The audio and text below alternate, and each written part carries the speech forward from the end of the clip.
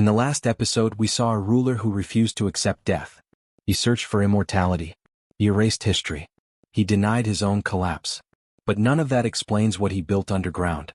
Because what was waiting beneath the earth was not meant to protect him. It was meant to replace him. Most rulers prepare for death by choosing a successor. He chose something else. He asked a question no ruler had ever asked before. What if power does not need a living body? If authority could exist without breath, without blood, without decay, then death would become irrelevant. That idea changed everything. Why an army? Because armies are symbols of control. They enforce law. They crush rebellion. They outlive kings. But this army was never trained for battle. It would never march, never bleed, never betray. It would obey forever. And that obedience was the point. Thousands of workers were conscripted. Potters, metal workers, sculptors, engineers. They were taken far from the capital and ordered underground. What they were building was so vast that no single person could understand it. Each worker saw only one piece. No one was allowed to see the whole. Because if they did, they would understand what the emperor was trying to do. Here is where historians still struggle. Every figure in this army had a unique face, different expressions, different ages, different features. These were not symbols. They were individuals. Which raises a disturbing question. Who were they modeled after? Some believe they were ideal soldiers. Others believe they were real ones. And a few historians suggest something darker. That the emperor was recreating the people he trusted more than the living.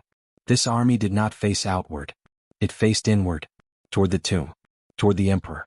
That detail matters. Because it suggests the army's purpose was not to defend against enemies, but to maintain authority. Even in death. Even in silence. Those who worked closest to the project were never allowed to leave.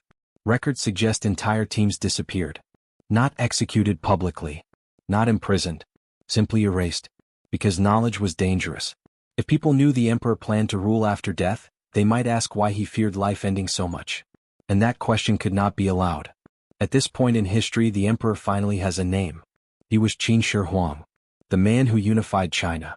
The man who standardized laws, currency, and writing. And the man who believed his authority was too important to die. Qin Shi Huang believed this army would make him eternal. But he misunderstood something fundamental. Power depends on recognition. And recognition depends on the living. An army that cannot move cannot rule. An emperor who cannot speak cannot command. And time does not fear monuments. The army was completed. The tomb was sealed. The emperor believed he had won.